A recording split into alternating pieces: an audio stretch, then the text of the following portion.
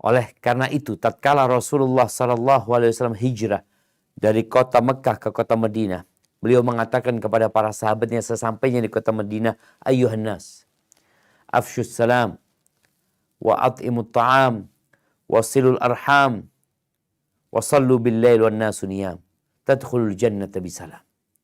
Wahai umat manusia, kalian tebarkan salam, berbagilah makanan, sambung silaturahim.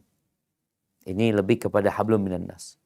Wasallu bil lail wan nasu niyam. Salatlah di malam hari tatkala orang-orang tidur. Maka amalan yang kedua adalah salat malam yang dikenal dengan salat tarawih. Dan perlu kita pelajarin hukum-hukum yang berkaitan dengan puasa, hukum-hukum yang berkaitan dengan salat malam. Karena ada sebagian orang berpikir salat tarawih itu harus berjamaah di masjid. Kalau bicara Ramadan, kita punya urusan penting sekali. Tapi di bulan Ramadan ini juga ada urusan dunia kita yang terkadang membuat kita jadi pening, membuat kita jadi susah. Maka kemana kita minta pertolongan? Allah Rabbul Alamin. Allahumma salli wa sallim ala abdika wa rasulika Sayyidina wa maulana Muhammadin wa ala alihi wa ashabihi ajma'in. Ya Allah, semoga salat dan salam, berkah dan nikmat senantiasa Engkau curahkan untuk hamba kekasih-Mu, untuk baginda Nabi kita Muhammad alaihi salatu wassalam, untuk keluarga beliau, untuk istri-istri beliau, untuk putra-putri beliau, dan untuk seluruh sahabat Nabi. Semoga Allah meridai kita bersama mereka. Hari ini, hari Sabtu, tanggal 3 Ramadan. Bertepatan dengan tanggal 25 Maret 2024. Entah ini Ramadan keberapa yang telah kita lewati. Sebelum berbincang tentang amalan apa sih yang perlu kita lakukan selama bulan Ramadan ini, Ana rasa kebanyakan kita udah tahu.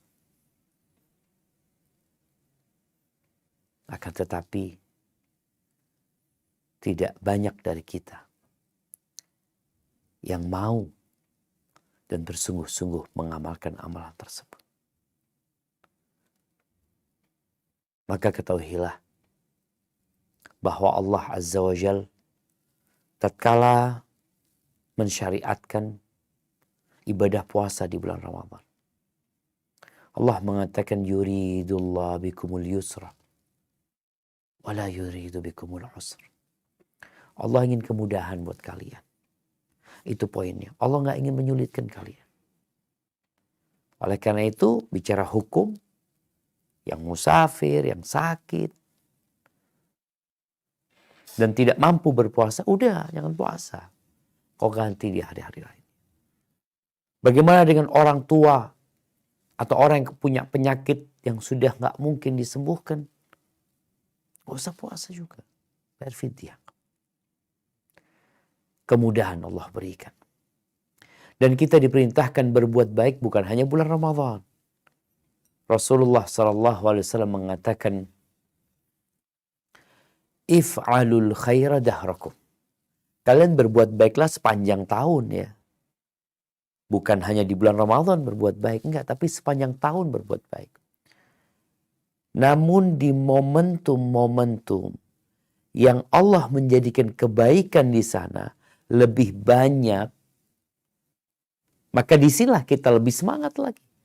Wa ta'arradu li nafahati rabbikum. Kalian cari itu. Jadi ada musim-musim kebaikan yang Allah tetapkan, berlomba-lomba kalian pada waktu itu gitu.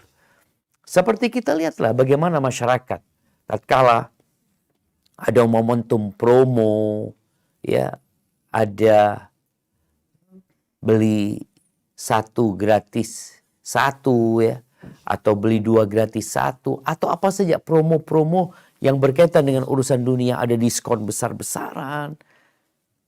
Itu orang beda belanjanya, nggak sama. Harga biasa dengan harga promo tentunya akan membuat harga promo itu lebih laris. Maka di sini Nabi SAW menyebutkan, mengingatkan para sahabatnya tentang keutamaan bulan Ramadan. Bagaimana beliau mengatakan kepada mereka, Atakum Ramadan syahrun mubarak. Telah datang kepada kalian bulan Ramadan, bulan yang berkah. Bulan yang berkah. Ada apa di sini di bulan Ramadan? Dijelasin nama Nabi SAW satu persatu secara detail. Jelasin tentang dibukanya pintu-pintu surga, ditutupnya pintu-pintu neraka, dibelenggunya setan. Kemudian ada penyeru kepada kebaikan yang mengatakan, ya baghiyal khair akbir, ya baghiyal khair akbil, wa ya baghiyal syarr aqsir. Yang mau berbuat jahat tahan. Kemudian di setiap malam di bulan Ramadan ini ada manusia-manusia yang divonis bebas dari api neraka. Dan di bulan Ramadan ini ada satu malam yang lebih baik dari 1000 bulan. Terus engkau mau ngapain? Mau nggak? Ini ada penawaran. Ya. Tapi penawaran itu orang-orang beriman. Makanya kalau bicara Ramadan, kita akan mengingat firman Allah di surat Al-Baqarah ayat 183. Ya ayyuhalladzina amanu kutiba alaikumusiyam. Wahai orang-orang yang beriman, diwajibkan atas kalian berpuasa. Alladzina. Yang beriman aja. Karena kalau nggak beriman, kita seperti menjelaskan emas buat orang buta. Engkau kasih 2 kilo emas buat orang buta nih emas. Dipegang keras ya emas ini. Dia buta. Apa bedanya dia dengan besi? Apa bedanya dia dengan batu? Sama-sama keras. Karena dia tidak dapat melihat. Yang dapat melihat adalah orang-orang yang beriman. Sehingga mereka bersungguh-sungguh di bulan Ramadan ini. Bagaimana Aisyah menceritakan, karena Rasulullah SAW yajtahidu fi Ramadan ma la yajtahidu fi ghairi. Nabi Muhammad SAW di bulan Ramadan beliau bersungguh-sungguh. Tidak seperti kesungguhan beliau di bulan-bulan lainnya.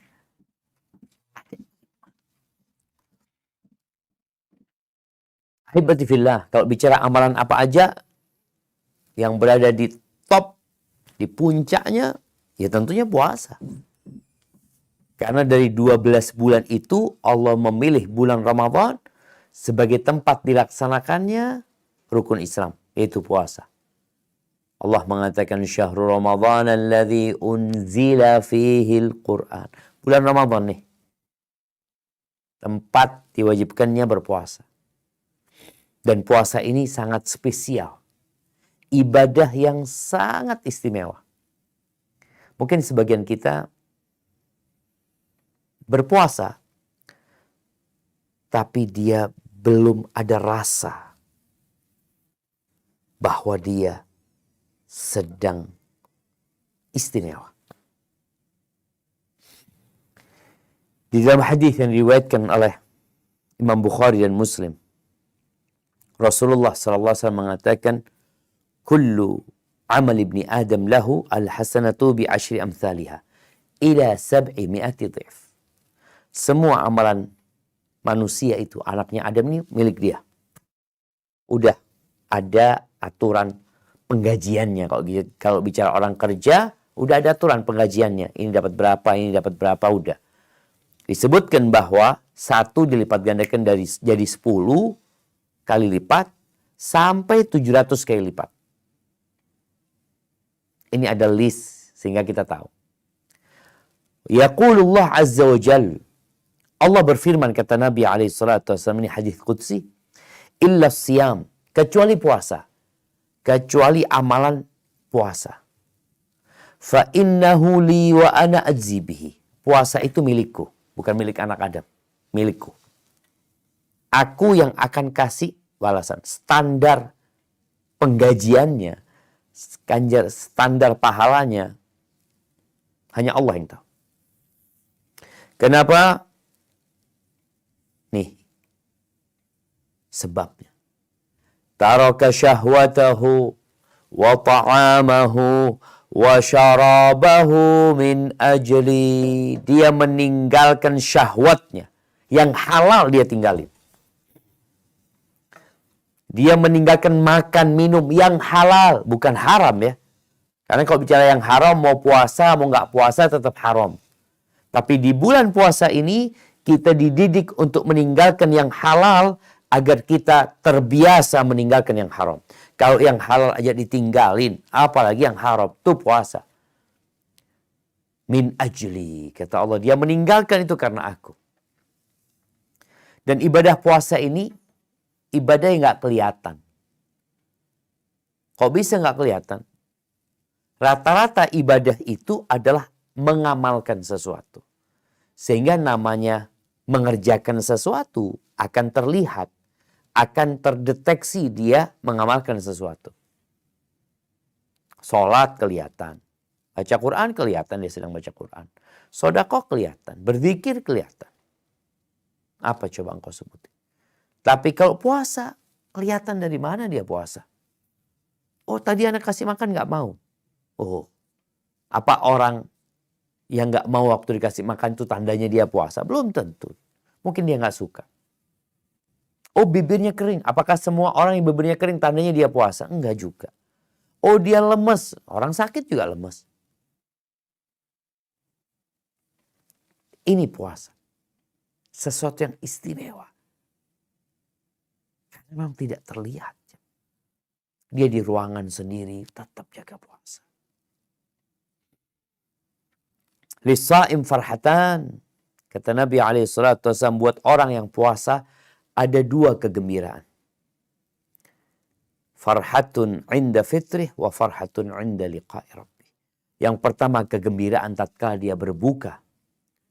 Yang kedua kegembiraan tatkala dia berjumpa dengan Allah. Maka bagi yang puasa, tolong hadirkan kerinduan kepada Allah. Engkau sedang meniti jalan menuju perjumpaan dengan Allah SWT. Ada kesenangan yang sudah ditetapkan. Kita yang selama ini berdoa memohon kepada Allah Azza wa Jalla. Tapi kan kita gak pernah ngelihat Allah. Nanti satu hari Allah akan pertemukan kita. Dan semoga kita diperkenankan untuk itu. Itu buat orang yang puasa.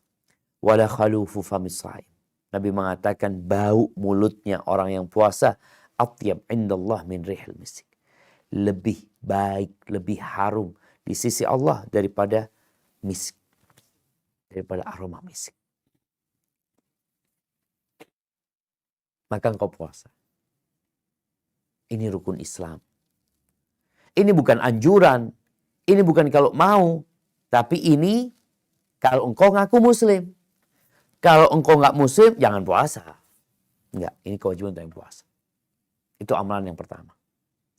Dan pelaksanaannya harus dengan dua syarat. Untuk semua amalan harus dengan dua syarat. Yang pertama, ikhlas. Lillahi ta'ala. Yang kedua, sesuai dengan aturan. Ketentuan dari Nabi Muhammad SAW. Kalau tidak, apa kata Nabi SAW? Rubba sa'imin. Laisa lahu hadzun min siyamihi illa al-ju' wal atash. Berapa banyak orang puasa yang tidak mendapatkan dari puasa dia kecuali lapar dan haus. Kecuali lapar dan haus. Ini ketika puasa tapi tidak sesuai dengan aturan. Puasanya ikut-ikutan belaka. Terus siapa yang akan mendapatkan balasan dari puasa? Man shoma ramadhana imanan wahtisaban. Barang siapa yang berpuasa di bulan Ramadan karena iman, karena dia beriman, bukan karena katanya orang, bukan karena ikut-ikutan, tapi karena dia beriman, dia termasuk yang dipanggil dalam firman Allah, ya ayyuhalladzina amanu kutiba alaikumusiyam, maka dia berpuasa. Wahtisaban, dia berharap pahala. Bukan yang penting aku puasa. Enggak. Dia mengharapkan sesuatu dari Allah. Terus apa yang Allah akan berikan? Ghufira lahu ma taqaddama min dzambi. Dosa-dosa dia yang lalu diampuni sama Allah Azza wa Jalla. Ini karunia Allah Jalla Jalaluh. Tapi ingat, puasanya sesuai dengan aturan. Karena Nabi SAW pernah mengatakan, Man lam yada' qawla zuri wal amala bihi falaysa lillahi hajatun fi an yada'a ta'amahu wa syarabahu. Rawahul Bukhari. Barang siapa yang ketika berpuasa, dia tidak meninggalkan perbuatan haram, ucapan dosa, menipu, dan perbuatan dosa, maka Allah nggak butuh dia meninggalkan makan dan minum. Karena sejatinya kalau bicara makan minum itu halal. Tapi menipu orang, membuli orang, memaki orang, mengeluarkan kata-kata kotor, itu sejak sebelum Ramadan udah haram. Masuk Ramadan semakin haram. Kenapa engkau tinggalkan makan minum tapi engkau nggak tinggalkan dosa? Sampai Nabi SAW mengatakan as-sawmu junnah. Puasa itu perisai yang dapat menyelamatkan hamba dari dosa, menyelamatkan hamba dari syaitan, menyelamatkan hamba dari api neraka. Saum. Junnah. Memang orang kalau jaga ketika puasa, jaga perutnya jemaah, Allahu Akbar. Dikosongin perutnya sama dia, nggak mikir makan ini makan itu kita bisa mengontrol diri kita. Fa idza kana yaumu shaumi ahadikum, apabila salah seorang dalam kondisi puasa, fala yarfuth wala yafsuq wala yajhal. Jangan ngomong kotor. Jangan berbuat dosa. Jangan melakukan tindakan-tindakan bodoh. Kalau sedang berpuasa. Fa in sabbahu ahadun, kalau ada yang memaki dia, ngajak berantem dia, au qatalahu, falyaqul inni mra'un sha'im, inni mra'un sha'im. Lalu dia mengatakan, aku sedang puasa. Aku sedang puasa. Akhrajahul Bukhari Muslim. Maka kalau engkau puasa, alhamdulillah, tolong dijaga. Jangan sampai puasamu nggak batal tapi nggak ada pahala. Apa gunanya? Capek, lelah tadi, cuma dapat haus dan lapar. Kemudian ada pesan dari sahabat ya, bagaimana mengatakan idza kana yaumu shaumika, kalau engkau sedang puasa jangan seperti hari biasa. Engkau sedang puasa. Jadi harus ada perubahan sikap di diri kita. Yang kedua, insyaallah kita semua sudah tahu, yaitu qiyamul lail, yang dikenal dengan salat tarawih. Yang kata Nabi SAW, man qama Ramadan, barang siapa yang salat di bulan Ramadan, di malam harinya, imanan wa ihtisaban, karena iman dan berharap pahala, bukan karena ikut-ikutan. Sekali lagi, bukan karena ikut-ikutan. Bukan karena nggak enak, bukan karena disuruh, tapi karena dia beriman kepada Allah dan dia berharap pahala. Dapat apa? Ghufira lahu ma taqaddama min dzambih. Dosa-dosa dia yang lalu akan diampuni sama Allah Azza wa Jalla. Dan itu tanda orang beriman. Apa kata Allah di surat Al-Furqan ayat 63 dan 64? Nah, silakan dibaca.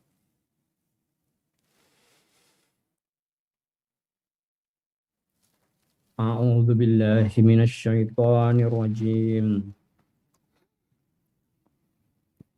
Wa ibadur rahmanil ladzina yamshuna 'alal ardi hawnan wa idza khatabahumul jahiluna qalu salama.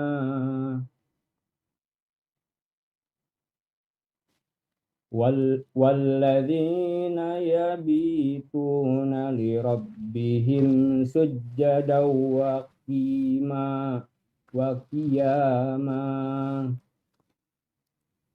Dan hamba-hamba Tuhan yang Maha Penyayang itu ialah orang-orang yang berjalan di atas bumi dengan rendah hati, dan apabila orang-orang jahil menyapa mereka, mereka mengucapkan kata-kata yang baik. Dan orang yang melalui malam hari dengan bersujud dan berdiri untuk Tuhan mereka. Masya Allah. Ya. Kita lihat di sini bagaimana sikap hamba Allah.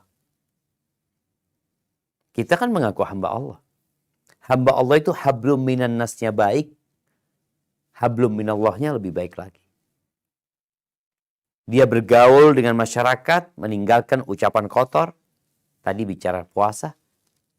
Dia tidak memaki, dia tidak menghina. Masya Allah. Kalau dia ketemu orang, dia akan Nyampaikan sesuatu yang membuat dia selamat. Malam harinya ngapain? Sujud dan bangun. Oleh karena itu, tatkala Rasulullah SAW hijrah dari kota Mekah ke kota Madinah, beliau mengatakan kepada para sahabatnya sesampainya di kota Madinah, Ayyuhan nas, afshus salam, wa at'imut ta'am, wasilul arham, wasallu billail wan nasu niyam, tadkhulul jannata bisalam. Wahai umat manusia, kalian tebarkan salam. Berbagilah makanan. Sambung silaturahim. Ini lebih kepada hablum minan nas. Wasallu billail wan nasu niyam. Salatlah di malam hari tatkala orang-orang tidur. Maka amalan yang kedua adalah salat malam yang dikenal dengan salat tarawih. Dan perlu kita pelajarin hukum-hukum yang berkaitan dengan puasa, hukum-hukum yang berkaitan dengan salat malam. Karena ada sebagian orang berpikir salat tarawih itu harus berjamaah di masjid. Kalau nggak di masjid atau nggak berjamaah, nggak bisa. Salat malam ini sepanjang tahun sebenarnya. Jadi bukan hanya di bulan Ramadan. Di bulan Ramadan lebih ditekankan. Maka hendaklah kita berusaha untuk sholat malam di bulan Ramadan. Dan kata Aisyah radhiyallahu taala anha, la tada' qiyamal lail. Jangan tinggalkan sholat malam. Jangan tinggalkan sholat malam. Lu gimana kalau capek lelah? Fa inna Rasulullah SAW kana la yada'uhu. Rasulullah SAW tidak pernah meninggalkannya. Wa kana idza marida aw kasila shalla qa'idan. Kalau beliau sakit atau capek, beliau salatnya duduk. Maka buat teman-teman mungkin yang sakitnya kakek, yang sakitnya sakit, yang kakinya sakit, kemudian dia sholat di masjid yang panjang imamnya bacaannya. Engkau jangan tinggalin, tapi engkau tetap sholat duduk karena sakit kakimu. Dan bicara sholat sunnah ini boleh dalam kondisi duduk, tapi jangan ditinggalin. Masjid ya Allah panjang banget bacaannya, kakiku sakit, ya udah engkau duduk, tetap sholat, bukan pulang. Bukan malah cari masjid yang pendek. Enggak, tetap di situ. Tapi usahakan dalam kondisi duduk. Ahibati fillah. Kalau kita lihat para sahabat Nabi. Bagaimana mereka mencontoh Nabi alaihi salatu wassalam. Mereka benar-benar berusaha untuk sholat malam. Hudzaifah bin Yaman pernah bermakmum kepada Nabi SAW. Dan dia mendapati Nabi satu rakaat membaca Al-Baqarah, An-Nisa, Ali Imran. 3 surat panjang-panjang dibaca satu rakaat. Dan disebutkan bahwa di masa Umar bin Khattab radhiyallahu taala an, kana al-qari' yaqra'u bil mi'in. Dulu biasanya imamnya itu kalau sholat bacanya ratusan ayat. Surat yang ayatnya ratusan. Hatta kunna na'tamid 'alal 'usi min tulil qiyam. Sampai karena panjangnya berdirinya imam itu, kita bersandar di tongkat. Bersandar di tongkat tuh. Sahabat Nabi cerita bagaimana mereka sholat. Mereka sampai bersandar kepada tongkat mereka. Lalu dikatakan wa ma kanu yansarifun illa 'indal fajr. Mereka enggak selesai sholat kecuali hampir subuh. Jadi waktu sahurnya itu mepet sekali. Tapi mereka lakukan itu. Maka berusaha kita untuk sholat malam. Dan kalau bisa sholatnya sama imam sampai selesai. Karena Nabi SAW mengatakan, man qama ma'a imamihi hatta yansarif, kutiba lahu qiyamu laylah. Barang siapa yang sholat bersama imamnya sampai pulang imamnya sampai selesai, maka akan ditulis buat dia sholat semalam suntuk. Rawahu Ahlus Sunnah. Itu amalan yang kedua. Yang ketiga, sedekah. Allahu Akbar. Kalau bicara Nabi SAW di bulan Ramadan, maka beliau lebih baik daripada angin yang ditiupkan. Angin yang berhembus, semua orang kena. Beliau kalau punya harta, dibagiin sama Nabi SAW. Kana ajwadu bil khair minar rihil mursal. Beliau lebih baik daripada tadi angin yang dihembuskan. Dan bicara sodakoh jamaah, para sahabat melihat sodakoh ini amalan yang mulia sekali. Sehingga mereka berlomba-lomba untuk bersodakoh. Umar bin Khattab pernah suatu hari Nabi SAW menyuruh para sahabat untuk bersodakoh. Kata Umar, pada saat itu aku punya harta. Bertepatan dengan saat Nabi nyuruh, aku punya harta. Apa kata Umar? Al-yawm asbik Abu Bakar in sabaqtuhu yawman. Hari ini aku akan bisa ngalahkan Abu Bakar kalau memang aku bisa ngalahkan dia. Satu hari sekarang nih waktunya aku bisa ngalahkan dia. Akhirnya dibawa nih hartanya Umar. Setengah hartanya Umar ditaruh di depan Nabi SAW. Faqala li Rasulullah SAW ma abqaita li ahlik. Nabi berkata kepada aku, apa yang kau sisakan buat keluargamu? Qala faqultu mithlahu. Yang aku sisakan sama seperti itu. Jadi kalau uangnya 100 juta, yang 50 juta dibawa berarti sisanya 50 juta. Lalu datang Abu Bakar. Bawa hartanya, taruh di depannya Nabi SAW. Nabi bertanya kepada Abu Bakar sebagaimana bertanya kepada Umar, ma abqaita li ahlika, apa yang kau sisakan buat keluargamu? Kata Abu Bakar, abqaitu lahumullah wa rasulahu. Aku tinggalkan buat mereka, aku sisakan buat mereka Allah dan Rasulnya. Apa kata Umar? Melihat keimanan Abu Bakar yang begitu kuatnya, dia mengatakan, la usabikuka ila syai'in abad.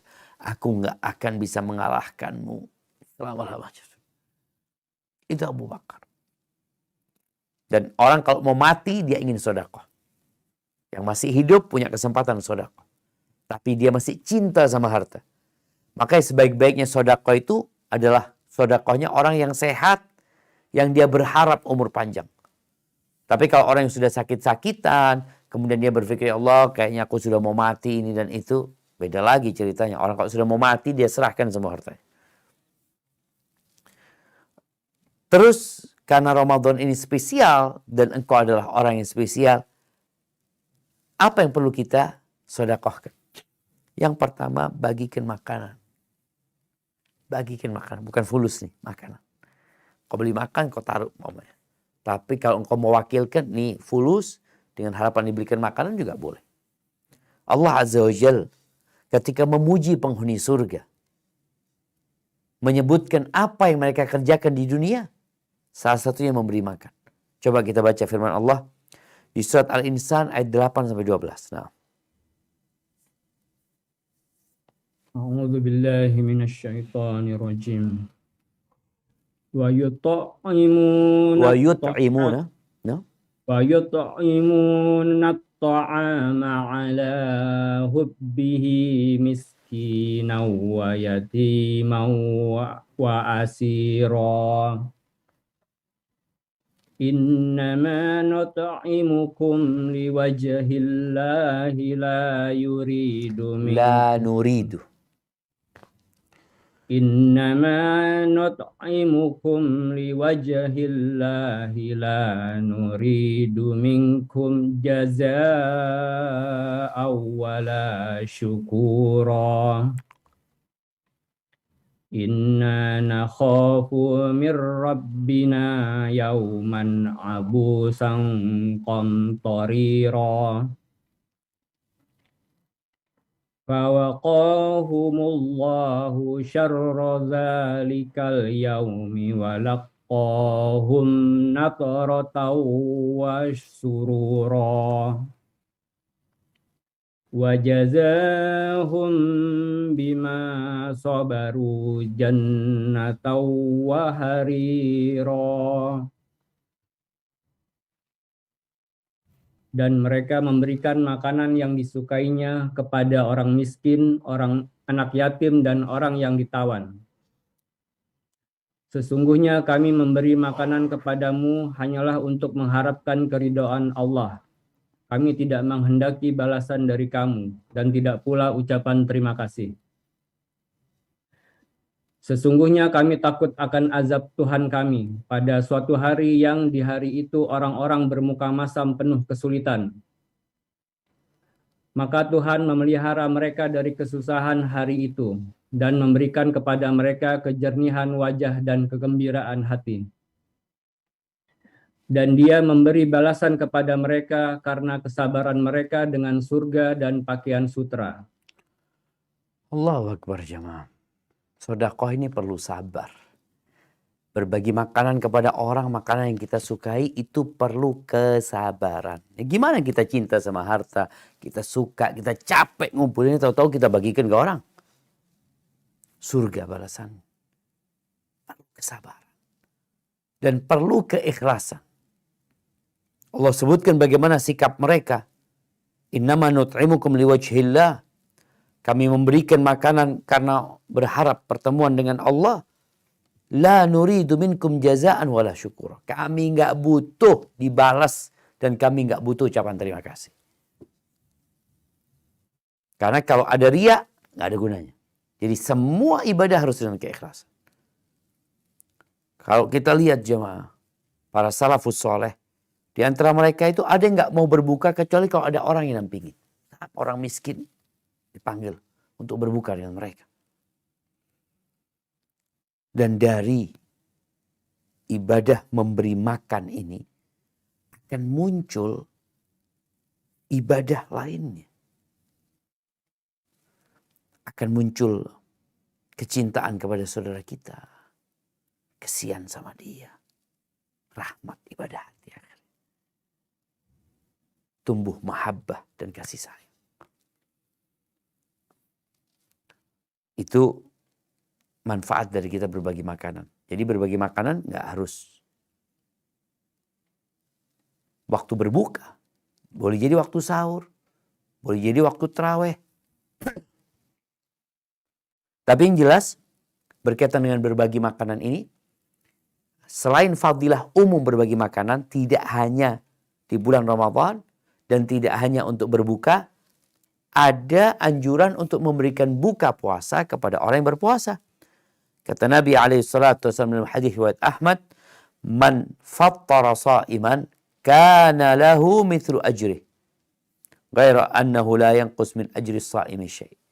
Barang siapa yang memberikan buka puasa bagi orang puasa, dia akan mendapatkan pahala seperti orang yang puasa itu. Tanpa mengurangi pahala orang itu. Dia dapat pahala, menganggap pahala dia itu satu gunung, kok dikasih juga satu gunung. Memberikan buka ini, ya Allah, ya, sesuatu yang sebenarnya nggak sulit. Ya. Kita sering diajak buka bersama, atau kita juga melihat di masjid-masjid ada program buka bersama. Nah, boleh ikut, boleh. Tapi bagaimana engkau tetap mengamalkan sedekah, bukan tiap hari makan nasinya orang. Tapi kalau bisa orang-orang itu makan nasimu. Engkau yang beli atau engkau yang pesan, engkau berikan kepada mereka. Ini menjadi sebuah amalan yang indah. Engkau berangkat ke masjid, ya nanti akan ada orang yang bagi berbuka. Tapi aku juga mau bawa gitu loh. Aku juga ingin berbagi di masjid. Silahkan. Supaya engkau dapat pahala orang-orang yang puasa itu. Kemudian amalan yang keempat. Membaca Al-Quran. Karena bulan Ramadan ini bulannya Al-Quran. Syahrul Ramadan alladhi unzila fil Quran. Bagaimana Jibril datang kepada Nabi SAW untuk bermudarasah. Agar Nabi menyetorkan hafalannya kepada Jibril alaihissalam. Itu selama bulan Ramadan. Sampai hatam Nabi alaihissalam. Kemudian salafus saleh ada yang hatam Quran. Di luar Ramadan sebulan sekali. Masuk Ramadan tiap 7 hari. 7 malam. Kemudian 10 hari terakhir tiap malam. Jadi kita nih harus naik dalam bacaan Quran kita. Kalau kemarin kita umpamanya 10 awal 1 juz, 10 kedua mungkin 2 juz. 10 ketiga mungkin 3 juz per hari. Jadi memang harus dipaksa jiwa ini untuk baca Al-Quran. Dan usahakan membaca Al-Quran dengan artinya. Agar kita faham apa yang diinginkan Allah dari kita. Dan bicara Ramadan. Menjadi bulannya Al-Quran. Di antara salafus saleh. Seperti riwayat Al-Imam Syafi'i. Bahwasanya beliau itu di bulan Ramadan menghatamkan Quran 60 kali. Rahimahullahu ta'ala. Ya Allah. Maka engkau bikin. Kita masih 3 hari. Kalau engkau mau hatam sama artinya, engkau baca sama artinya. Insya Allah pahalanya akan lebih besar. Kemudian yang kelima, duduk di masjid. Habis subuh kan biasanya kita lihatnya orang-orang, Masya Allah, sholat subuhnya pada ke masjid, yang awalnya nggak pernah bangun subuh karena harus dia sahur, akhirnya nunggu azan, dia berangkat ke masjid. Nih ada amalan nih, kalau engkau berangkat ke masjid, duduk, jangan pulang. Kecuali ada kerjaan, kecuali ada kesibukan. Bukan mau tidur ya pulangnya. Duduk di masjid, berzikir sampai matahari terbit.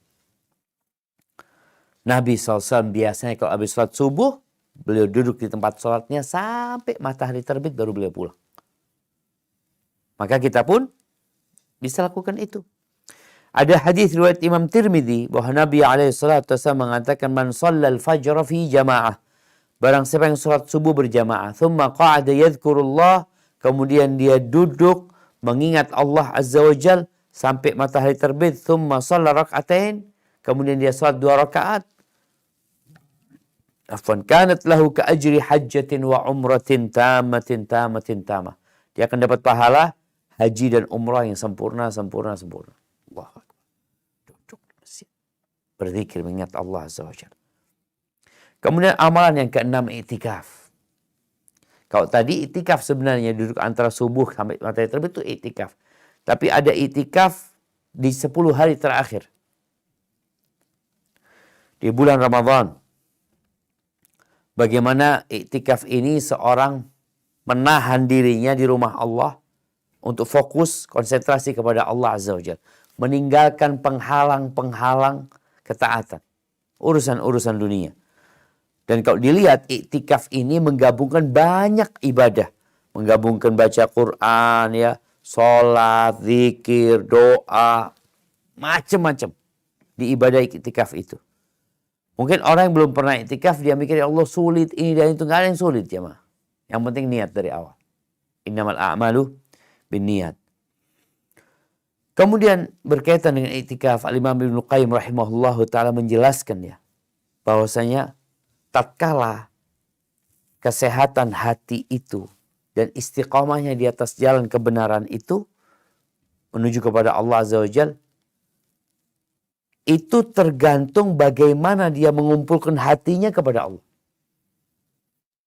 Karena ada orang yang kemana-mana pikirannya.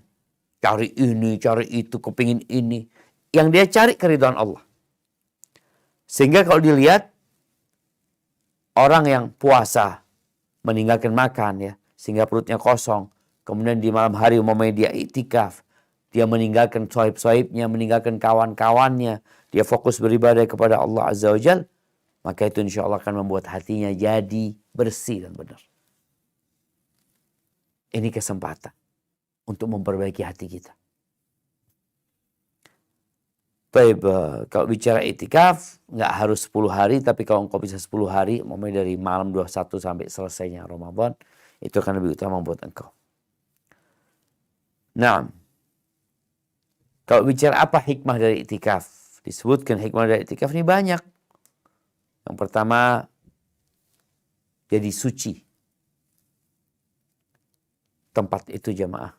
Karena kita iktikaf di sana. Allah mengatakan, "Tahhir baiti lit-ta'ifina wal-'akifina wa ruk'is sujud." Sucikan rumahku untuk orang-orang yang tawaf dan untuk orang-orang yang iktikaf. Yang dia menjadikan masjid sebagai rumahnya. Kemudian Nabi SAW ketika di 10 akhir Ramadan beliau iktikaf. Tapi pada saat beliau hendak meninggal dunia, beliau iktikaf 20 hari jamaah. Sallallahu alaihi wasallam. Jadi ketika beliau mau meninggal dunia, beliau tambah semangatnya lagi. Lalu perempuan-perempuan juga dibolehkan iktikaf, tapi di rumahnya dia akan lebih baik tentunya. Taib ahibati fillah. Setelah bicara iktikaf, yang iktikaf ini bagaimana menahan jiwa kita untuk tidak kemaruk sama dunia ya, rakus sama dunia, sibuk dengan dunia. dan menjaga hati kita untuk selalu membaca Al-Quran Al-Azim. Di masjid sana, di rumah Allah. Kurangin ngobrol, jangan iktikaf akhirnya majelis. Habis isya ngobrol, minum ini itu. Engkau minum secukupmu, lalu engkau kembali ke tempat iktikaf. Karena engkau sedang ingin mengumpulkan hatimu agar senantiasa bermunajat kepada Allah Azza wa Jalla. Kemudian ahibati fillah. Yang ketujuh, umrah di bulan Ramadan. Ini amalan yang perlu diamalkan, umrah di bulan Ramadan. Rasulullah SAW mengatakan, umratun fi Ramadan ta'dilu hajjah. Umrah di bulan Ramadan itu setara dengan haji. Akhrajahul Bukhari wa Muslim. Dan di riwayat lain disebutkan, hajjatan ma'i. Seperti haji bersamaku. Maka yang umrah di Ramadan adalah bersyukur kepada Allah Azza wa Jalla. Yang belum punya niat umrah, niatkan. Ustaz takut nggak punya fulus, engkau niat aja. Niat kalau punya fulus berangkat. Semoga Allah kasih kau fulus. Ketika engkau nggak dikasih fulus, ya udah engkau sudah punya niat mau berangkat.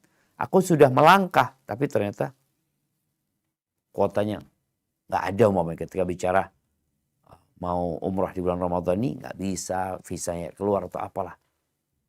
Ini kesempatan. Kemudian yang ke-8, cari Lailatul Qadar. Karena Lailatul Qadar itu lebih baik dari 1000 bulan. Kau cari kapan Lailatul Qadar. Dengan cara tadi beribadah, baca Quran, ibadah-ibadah yang lainnya.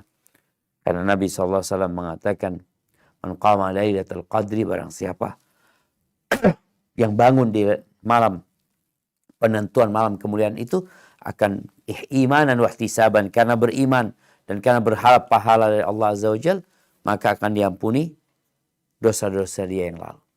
Dan kita tahu surat Al-Qadr ya, bagaimana Allah menjelaskan, inna anzalnahu fi lailatul qadri wa ma adraka ma lailatul qadr, lailatul qadri khairun min alfi syahr. Lailatul Qadar itu lebih baik daripada 1000 bulan. Iya, bicara itikaf, usahakan kita itikaf. Yang ke-9, memperbanyak zikir, doa dan istighfar. Zikir, doa, istighfar. Kau zikir puji nama Allah, kau istighfar mohon ampun, lalu kau berdoa memohon kepada Allah Azza wa Jalla. Dan ada waktu yang mustajab buat seorang muslim ya, ketika berpuasa, ketika dia berbuka, di sepertiga malam akhir, kemudian di waktu sahur itu juga waktu istighfar, kemudian cari waktu yang mustajab untuk berdoa. Cari waktu yang mustajab. Kalau engkau nggak hafal doanya, baca. Butuh punya bacaan, aku baca. Kadang-kadang doa kita ini rendah sekali, hanya minta dunia. Maka tolong kau minta buat akhirat. Kemudian yang ke-10, ini berkaitan dengan hablum minan nas juga, yaitu menyambung rahim. Jangan nunggu Idul Fitri. Karena ada orang, oh nanti aku akan minta maaf, sekarang kau minta maaf. Belum tentu umurmu sampai ke Idul Fitri. Maka segera, bertobat itu segera, bukan menunda-nunda. Walaupun dosanya kepada manusia, tetap kita mensegerakan tobat kita. Bicara silaturahim ini, insya Allah semua sudah faham dengan keutamaan menyambung rahim. Di mana Nabi SAW mengatakan, man sarrahu ayyubsatolahu fi rizqi. Barang siapa ingin rezekinya diluaskan, wa yunsa' lahu fi atharih, umurnya ditambah, ajalnya ditunda, fal hendaklah dia menyambung rahimnya. Fal yasir rahimahu. Seperti itu. Jadi jangan ditinggalkan. Kemudian Nabi SAW juga mengatakan silaturahim tazidu fil umur. Silaturahim itu menambah umur. Dan silaturahim ini adalah menjaga hubungan baik dan berbuat baik kepada kerabat. Kepada yang ada hubungan darah kita sama dia. Itu namanya silaturahim. Dan silaturahim bukan harus berkunjung. Boleh jadi engkau telepon, boleh jadi engkau kirim surat, kirim orang, kirim hadiah. Menandakan bahwasanya engkau tidak memutus rahimmu. Maka ahibati fillah, itu mungkin beberapa amalan yang perlu kita fokus mengerjakannya. Tapi sekali lagi, tolong dikerjakan dengan ikhlas. Dengan penuh penghayatan. Karena ada orang yang puasa tidak dapat kecuali lapar. Dan ada orang yang puasa malam nggak dapat kecuali begadang. Sedangkan kita tentunya nggak mau seperti itu. Kita inginnya ibadah kita diterima oleh Allah Azza wa Jal. Sedangkan Nabi SAW mengatakan, Man amila amalan laisa alaihi amruna fahuwa raddun. Barang siapa yang beramal satu amalan yang nggak ada contohnya dari kami, maka akan tertolak.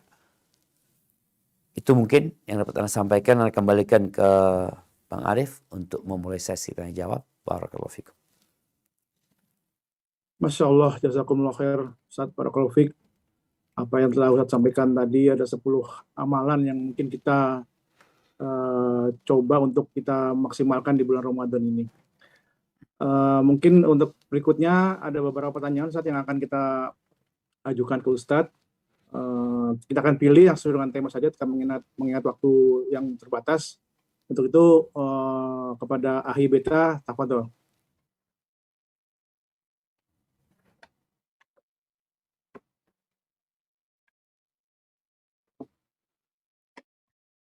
Assalamualaikum, terima kasih Aki Arif.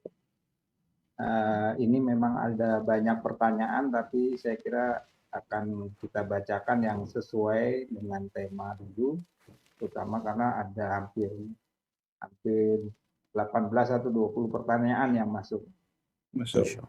Tapi ya kita coba yang mana yang mungkin berkaitan langsung, mudah-mudahan bisa mewakili.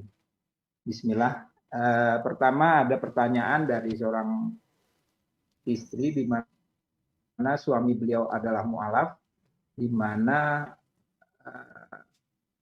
sang mu'alaf ini belum sholat, belum bisa puasa, terus inginnya diajak menjalankan rukun Islam, tetapi masalahnya beliau adalah perokok berat dan bekerja di lapangan, sehingga istri bingung harus bagaimana untuk menghadapi ini. Kira-kira begitu. Untuk menyiapkan makanan di siang Ramadan, dia masih ragu begitu. Ustaz. Pertanyaan pertama itu, Ustaz. Masya Allah, barakallahu fiik. Nah, jamaah rahimakumullah.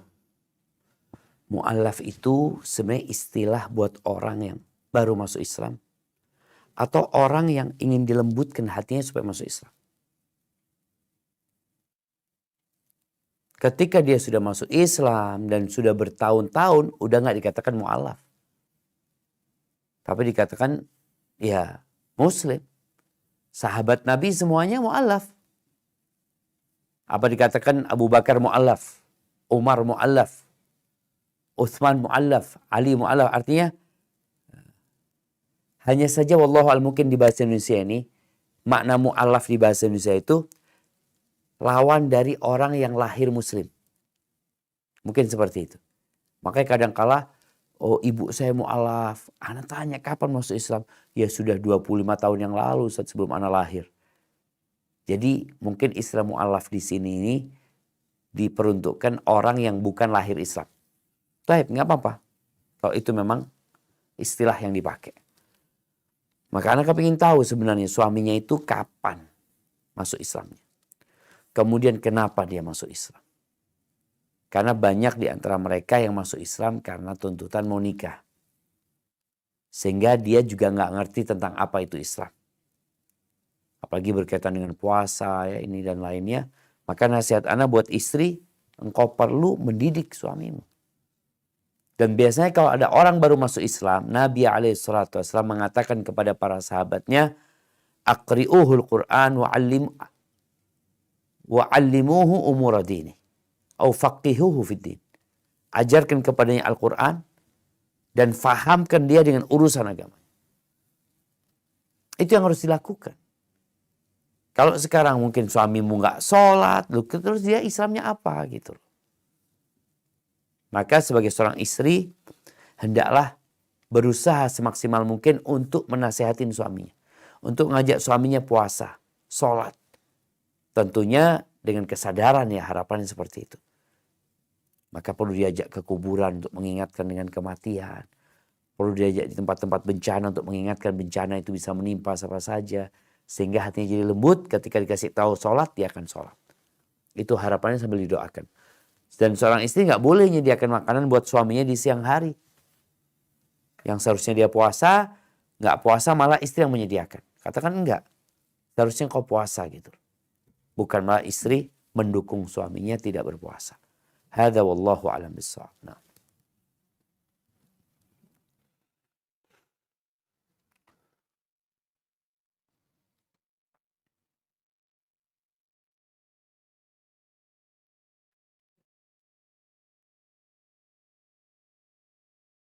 Naam, tafadhal.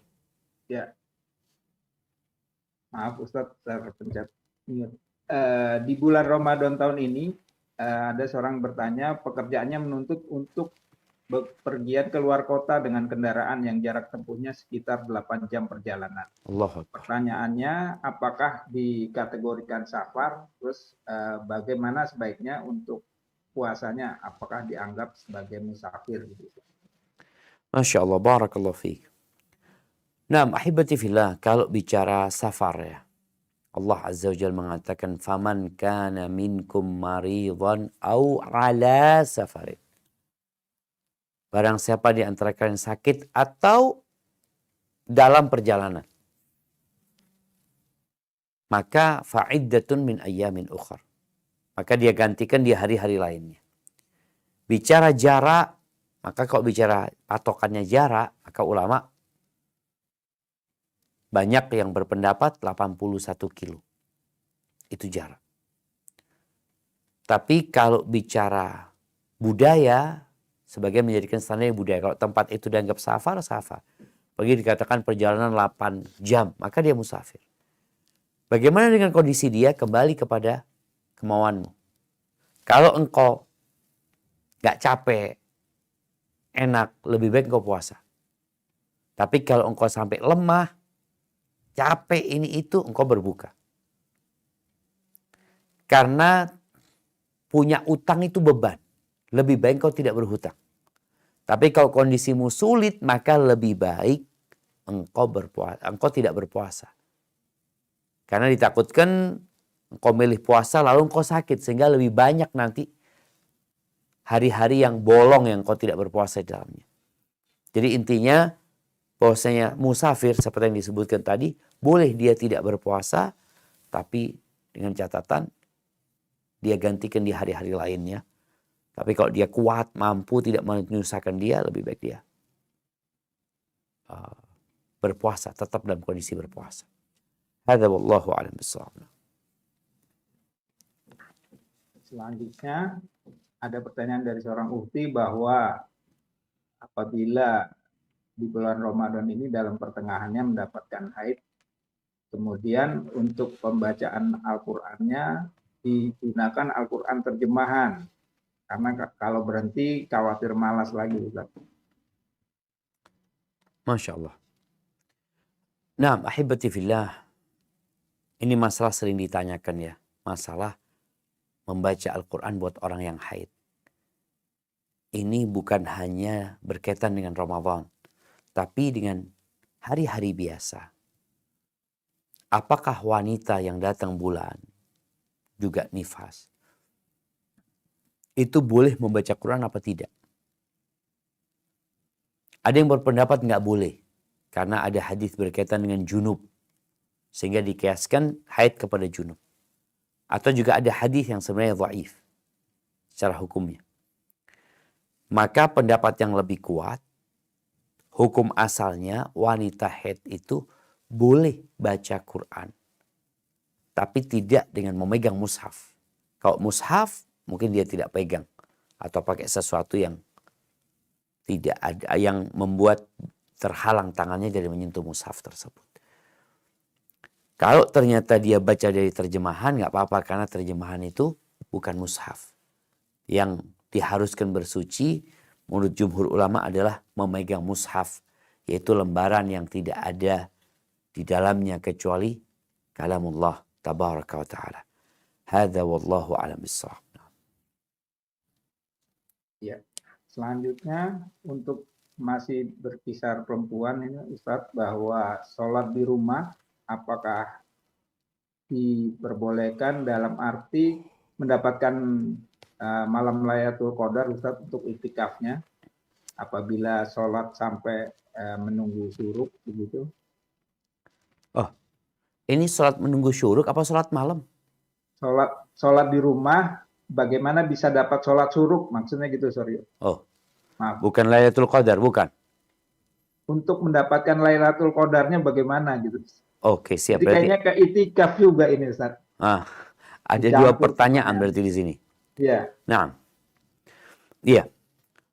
Berkaitan dengan wanita, kita tahu wanita juga dianjurkan untuk iktikaf ya. Berdasarkan istri-istri Nabi iktikaf. Istri-istri Nabi iktikaf di Masjid Nabawi. Bahkan setelah meninggalnya Nabi SAW mereka iktikaf. Tapi tidak harus. Wanita ini punya banyak keterbatasan. Makanya istri-istri Nabi yang iktikaf, wallahu a'lam kayaknya nggak punya anak. Seperti Aisyah, Hafsah umpamanya. Sofia nggak punya anak, dia bisa iktikaf. Tapi kalau punya anak, dia kan harus ngurusin anaknya. Harus ada banyak hal yang dia selesaikan. Sehingga bagi wanita yang ingin iktikaf, jangan sampai menelantarkan yang jadi kewajibannya. Dan dia juga harus izin dengan suaminya. Baik. Meraih Lailatul Qadar tidak harus dengan iktikaf. Tapi meraih Lailatul Qadar dengan kita memperbanyak ibadah di malam-malam 10 hari terakhir. Baik tadi amalan yang kita sudah sebutkan itu. Jadi usahakan untuk diamalkan. Memang ada pendapat Abu Hanifah perempuan boleh iktikaf di masjid rumahnya. Kalau ada musola tempat dia sholat, ya udah dia boleh iktikaf di sana. Adapun apakah orang yang wanita yang sholat di rumah, kemudian dia menunggu waktu terbitnya matahari, lalu dia sholat 2 rakaat, apakah dia akan dapat pahala umroh dan haji yang sempurna? Wallahu a'lam bishawab. Ana mendapat ada 2 pendapat ulama. Yang satu mengatakan insya Allah dia dapat. Karena memang perempuan tidak dianjurkan di masjid. Dianjurkan di rumah sholatnya. Maka tatkala dia sholat di rumah. Lalu di tempat itu dia diam. Berzikir, baca Quran, berdoa. Semoga dia dapat pahala umroh tersebut. Karena dia nggak dianjurkan ke masjid memang. Pendapat yang kedua. Ya dia mengatakan wallahu alam. Insya Allah dia berada di kebaikan yang banyak sekali. Ada kebaikan banyak buat dia dengan dia tetap berzikir tempatnya sampai matahari terbit. Karena ada orang yang di rumah tapi dia nyapu, dia ini. Banyak kegiatan dia lakukan. Yang perlu dia lakukan kalau ingin dapat pahala itu berzikir, berdoa di tempat dia, baca Quran. Jadi bukan dengan melakukan aktivitas lainnya yang di dalam rumah. Hadza wallahu a'lam bishawab. Ya, masih lanjutan iktikaf, Ustaz. Apabila dilakukan di suatu pondok di mana itu khusus wanita, apakah tetap lebih utama di rumahnya daripada ke pondok tersebut, Ustaz? Terima kasih. Gimana? Di pondok khusus wanita, di mana si wanita ini berkunjung ke tempat pondok yang diadakan iktikaf khusus wanita, lebih baik di rumahnya atau beritikaf di pondok tersebut. Di pondok itu ada masjid gitu, di masjidnya maksudnya kan? Di sini tidak dijelaskan, hanya pondok mu'alafah khusus wanita. Masya Allah, barakallahu fiik. Iya, yang pertama itikaf di masjid ya, bukan di pondok, bukan di ruang kelas, bukan di gedung serbaguna, bukan di kantor, bukan di rumah, tapi di masjid. Makanya kalau dikatakan mungkin maksudnya itikaf di pondok perempuan, mereka punya masjid khusus memang buat pondok. Jadi itikafnya di masjid, bukan di pondoknya. Kalau dikatakan mana yang lebih utama umpamanya bagi dia, ketahuilah bahwasanya ada 2 keutamaan. Ada bicara tempat, waktu, dan ada keutamaan dari ibadah itu sendiri. Kadangkala kalau bicara rumah, maka di rumah perempuan lebih baik, tapi nggak iktikaf. Iktikaf tetap di masjid lebih baiknya. Namun kalau dia di masjid ternyata ya banyak yang ngajak ngobrol ya, akhirnya iktikafnya nggak sempurna. Mungkin di rumah dengan menjaga kualitas ibadah dia itu akan lebih utama. Kembali kepada kondisi masing-masing. Ada orang kok di rumah anak malah malas, Ustaz. Di rumah anak ya tidur. Tapi kalau di masjid karena melihat orang pada ibadah, anak jadi semangat ikut ibadah mereka. Boleh jadi pilihannya ya di masjid. Karena dia akan lebih semangat di sana daripada di rumah, malah malas-malasan seperti itu. Hadza wallahu a'lam bishawab. Selanjutnya, apakah beribadah hanya beberapa jam saja pada Lailatul Qadar? Bismillah, pahalanya tetap sama dengan 1000 bulan, Ustaz. Apakah, saya nggak paham. Beribadah hanya beberapa jam saja pada Lailatul Qadar, pahalanya tetap sama dengan 1000 bulan. Pertanyaannya demikian. Nah, ahibati fillah, yang dapat Lailatul Qadar itu ya dapat lebih baik dari 1000 bulan. Kalau bicara ibadahnya, maka sesuai dengan ibadahnya. Lebih baik dari 1000 bulan. Kalau malam hari itu dia sholat, dia berzikir, dia baca Quran. Lebih baik dari 1000 bulan. Kalau dia cuma sholat doang, ya udah, dia dapat pahala 1000 bulan dengan sholat yang dia lakukan. Jadi amalan apapun yang dikerjakan di malam Lailatul Qadar itu lebih baik dari 1000 bulan. Sehingga kita berusaha untuk memperbanyak amalan. Bukan hanya anak sebentar lah. Ya udah, engkau sebentar dapat lebih baik 1000 bulan. Tapi apa sih yang kau amalkan ketika itu? Makanya para ulama menyebutkan bahwasanya amalan apa saja. Kalau di malam itu engkau sholat, kau baca Quran, kau berzikir, kau berdoa, kau bertobat, ada semua kebaikan kau kerjakan, maka itu lebih baik dari 1000 bulan. Tentunya berbeda dengan orang yang Nabi SAW di 10 hari terakhir itu di-fullin malamnya untuk beribadah dengan orang yang hanya ngambil sedikit. Ada perbedaan.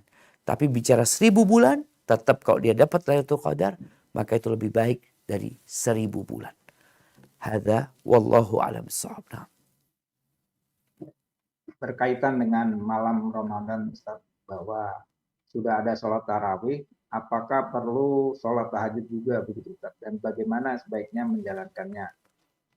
Terima kasih.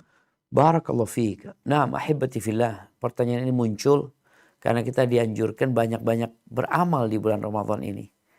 Jadi sholat tarawih itu sebenarnya sholat malam. Itu pun jadi sholat tahajud sebenarnya. Hanya ada yang berpendapat bahwa sholat tahajud itu kalau sudah tidur ya. Dianjurkan tidur dulu baru dia sholat ya. Wa minal laili fatahajjat. Dari malam hari hendaklah engkau bangun kan, untuk beribadah kepada Allah dengan melaksanakan sholat tersebut. Kalau bicara apakah dia perlu melanjutkan. Kalau perlu terserah engkau. Orang terawih ini ada yang cuma setengah jam selesai terawihnya. Selesai dia. Bahkan ada yang kurang dari itu. Tapi ada yang terawihnya udah, anak terawihnya Ustaz sampai jam 11 malam. Udah panjang dia sholatnya itu. Tapi mau nambah juga boleh. Hanya yang dilarang sama Nabi SAW itu sholat witir 2 kali nggak boleh. La witrani fi lailah. 2 kali witir nggak boleh dalam satu malam. Jadi kalau engkau mau sholat tanpa witir. Kalau sudah di terawihnya ada witir.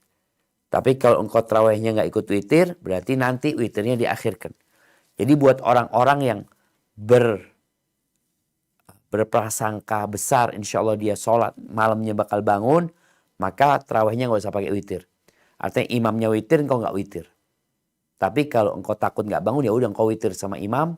Perkara nanti malam engkau sholat lagi, tapi tanpa witir. Sholatul lail mathna kata Nabi SAW. Sholat malam itu 2-2. Hadza wallahu a'lam bishawab. Nah. Ya, berkaitan dengan niat puasa, Ustaz, apabila tidak membaca niat puasa dan tidak sahur karena tertidur, hukumnya bagaimana puasanya? Masya Allah, barakallahu fiik. Ya, ini pertanyaan yang penting sekali jamaah. Karena memang innamal a'malu binniyat. Amalan itu harus ada niatnya. Wa innamal likulli imri'in ma nawa. Semua orang akan mendapatkan apa yang dia niatkan.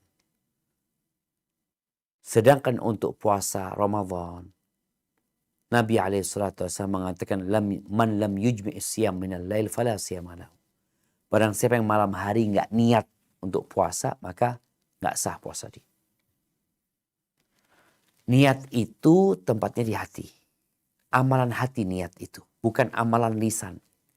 Amalan lisan ini zikir, baca Quran, ya, amar ma'ruf nahi mungkar, dakwah, itu amalan lisan.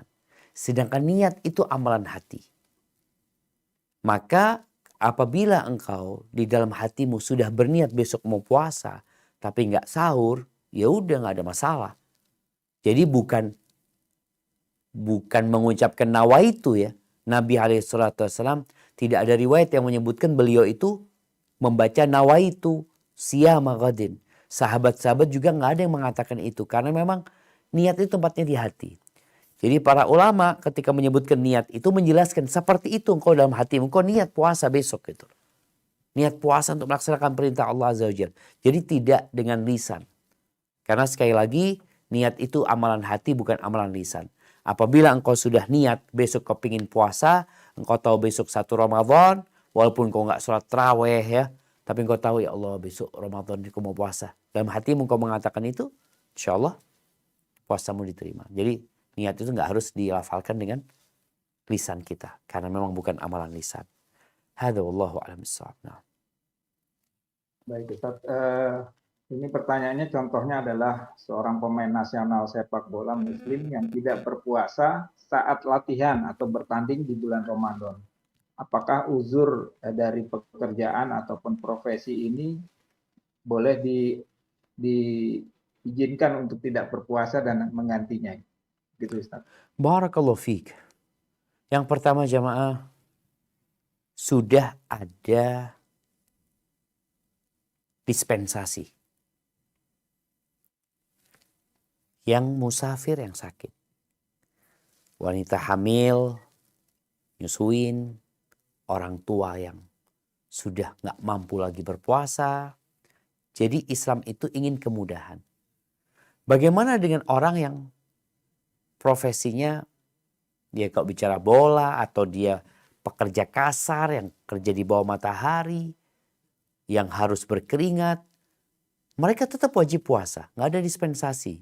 Kecuali dalam kondisi yang tadi disebutkan. Apabila saat dia melakukan hal itu, kalau bicara nggak ada dispensasi berarti malamnya wajib niat puasa. Dia sahur, dia makan cukup, karena belum tentu besok dia masih hidup. Belum tentu besok dia latihan. Maka tatkala malam hari dia sahur, dia tahu hari ini bakal capek, dia mungkin minum vitamin atau apa. Pagi harinya dia puasa. Kalau nanti di tengah-tengah ketika dia sedang bekerja, ketika dia sedang berlatih, yang kemudian dapat membahayakan nyawa dia, maka dia masuk kategori yang sakit nantinya. Maka dia boleh. Tapi kalau enggak, alhamdulillah kok enak. Karena terus terang ada pekerja-pekerja itu yang memang nggak niat puasa. Kalau dia, Bapak kok nggak puasa? Oh nggak kuat. Loh, Bapak emangnya sahur? Oh enggak. Memang niat nggak puasa gitu. Kalau orang sakit niat nggak puasa jelas selesai. Aku nggak puasa, aku sakit. Oke. Tapi engkau sehat. Ya, tapi kan aku mau kerja capek. Ya itu, engkau niat. Boleh jadi besok hujan deras nggak jadi kerja engkau. Dan enak. Jadi tetap yang tidak ada dispensasi, ya nggak boleh dia niat nggak puasa. Dia malam harinya niat berpuasa, tapi kalau nanti di tengah-tengah jalan memang membahayakan dia, beda lagi kondisinya. Maka dia berbuka puasa, bukan tidak puasa. Tapi dia berbuka puasa sebelum waktunya atau dia membatalkan puasanya karena sakit. Karena takut membahayakan nyawanya. Hadza wallahu a'lam bissawab. Ya, masih berkaitan dengan, ada kaitannya dengan foto nih Ustaz. Jadi apabila mereka pulang kampung ke rumah keluarganya ataupun orang tuanya yang masih banyak ditempel foto keluarga. Nah pertanyaannya, apakah ketika malam Lailatul Qadar itu malaikat tidak akan turun di rumah tersebut? Begitu pertanyaannya Ustaz. Ahibati fillah. Rasulullah SAW mengatakan, La tadkhulul malaikatu baitan fihi kalbun wa surah. Au surah. Malaikat tidak masuk ke rumah yang di situ ada gambar-gambar yang terlarang secara agama dan anjing. Jadi kalau di rumah tersebut ada gambar yang secara hukum agama terlarang, malaikat nggak masuk, malaikat rahmat yang nggak masuk. Jadi kalau bicara ketika malam Lailatul Qadar, ya itu turun malaikat ke muka bumi. Tidak disebutkan masuk tapi malaikat turun di muka bumi ini. Dan jumlah malaikat pada hari itu seperti jumlah butiran pasir. Atau jumlah butiran kerikil yang ada di muka bumi. Sehingga apabila di rumah kita ternyata ada hal-hal yang terlarang, maka malaikat rahmat gak akan masuk. Tapi malaikat pencabut nyawa, malaikat yang mencatat tetap akan masuk gitu. Jadi intinya kalau memang di situ ada yang terlarang, yang malaikat memang gak masuk, mau itu di Lailatul Qadar, mau itu di hari-hari biasa, mereka juga gak masuk. Hadza wallahu a'lam bishawab. Ya, baik. Selanjutnya masih ada pertanyaan 2 atau 3 lagi, Ustaz. Tentang kebiasaan saat Idul Fitri, di mana di sesama keluarga saling berkunjung dan mengucapkan taqabbalallahu minna wa minkum. Apakah itu wajib disampaikan dan apa hukumnya bagi seorang wanita pergi berkeliling ke keluarganya atau saudaranya untuk walaupun bersama-sama? Apakah diperbolehkan itu? Terima kasih. Barakallahu fiik. Ya, kalau bicara ucapan taqabbalallahu minna wa minkum, itu doa agar doa dan ucapan selamat sebenarnya, yang artinya semoga Allah menerima dari kami dan dari kalian. Itu termasuk sesuatu yang diperbolehkan. Kalau dikatakan wajib, tidak. Bukan satu kewajiban. Ini kembali kepada budaya dan tradisi. Dan ucapan selamat itu, ya kita juga diperintahkan untuk saling mendoakan sesama muslim. Adapun kalau bicara mereka perempuan-perempuan datang keliling ya ke rumah saudaranya, maka dilihat kalau itu bukan safar, boleh-boleh aja. Kalau bukan safar, karena yang diharuskan perempuan ada mahramnya itu ketika dia musafir. Hadza wallahu a'lam. Ya, mungkin ini penutup pertanyaan Ustadz berkaitan dengan puasa sunnah. Begitu kita selesai Ramadan biasanya ada puasa Syawal ataupun yang paling berat adalah puasa Nabi Daud. Bagaimana caranya supaya tidak diketahui orang? Agak sulit juga. Masya Allah, barakallahu fiik. Ya, sebenarnya puasa ini jamaah ibadah yang tidak diketahui orang. Puasa ini. Karena puasa itu meninggalkan dan tidak melakukan apa-apa. Kalau sholat, gimana supaya nggak kelihatan sholat? Gimana sholat kelihatan gitu. Hanya mungkin bagaimana supaya kita itu ketika waktunya makan. Itu kan kita akan ketahuan berpuasa itu ketika waktu makan. Ketika kita nggak ada acara makan, selesai aman berarti. Mungkin caranya menghindari tempat-tempat yang kita di situ ada makan dan minum. Makanya tadi ketika nggak ada makan dan minum, kayak sekarang orang kerja, ada makan dan minum. Jadi mereka ngelihat kita juga nggak tahu kita puasa apa tidak, orang kita nggak melakukan apa-apa. Maka mungkin cara menutupin, subhanallah ada seorang yang subhanallah yang berpuasa sunnah bertahun-tahun ya, dia berpuasa sunnah, keluarganya nggak tahu. Tempat kerja dia nggak tahu. Berangkat kerja pagi, bawa bekal. Di tengah jalan bekalnya disedekahkan sama dia. Jadi keluarga mengira fulan ini sarapan di tempat kerjanya. Sampai tempat kerja, orang-orang di tempat kerja mengira dia sudah sarapan di rumahnya. Selesai. Pulang, dia makan malam, wah itu berbuka dia. Jadi gak ada yang tahu. Karena memang puasa ini sekali lagi ibadah meninggalkan, bukan melakukan sesuatu. Maka kita supaya lebih tersembunyi, ya tadi. Bagaimana kita menghindari tempat orang-orang makan.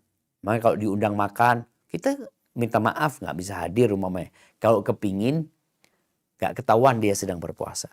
Tapi kalau memang undangan makan engkau mau berbuka, ya sudah, engkau datang, engkau berbuka aja di sana. Karena nggak apa-apa orang yang puasa sunnah itu membatalkan puasanya karena undangan umpamanya seperti itu. Mungkin seperti itu jamaah dan intinya kita itu ingin diterima amalan kita. Syarat diterima adalah ikhlas dan sesuai dengan aturan, tuntunan dari Nabi Muhammad SAW. Bicara keikhlasan, Ada amalan yang bisa kita sembunyikan. Dan ada amalan yang tidak bisa kita sembunyikan.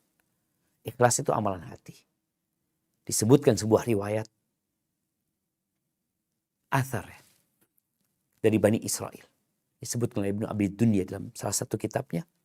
Ada seorang yang beribadah di dalam gua selama 40 tahun atau 80 tahun, lupa. Akhirnya Allah perintahkan malaikat untuk mengadab dia, memasukkan ke neraka. Heran malaikat, ya Allah, dia itu udah bertahun-tahun ibadah sembunyi-sembunyi. Kenapa dia diadab gitu? Iya, dia ibadah sembunyi-sembunyi dalam gua sana, tapi dia kepingin diketahui orang. Jadi ingat, bukan bicara sembunyi-sembunyinya, tapi bicara bagaimana kondisi hati. Mungkin kau beribadah terang-terangan, kelihatan orang kau puasa, iya aku puasa. Tapi hatimu memang gak ada urusan mau minta pujian, saya gak ada. Maka intinya bagaimana kita memanage hati kita agar kita beribadah hanya untuk Allah Azza wa Jal. Dan di bulan Ramadan ingat, yang mendapatkan pahala hanya yang berpuasa imanan wahtisaban. Yang dapat Lailatul Qadar hanya yang imanan wahtisaban. Yang dapat pahala sholat malamnya hanya yang imanan wahtisaban. Karena beriman dan ikhlas berharap pahala dari Allah Azza wa Jalla. Barakallahu fiik.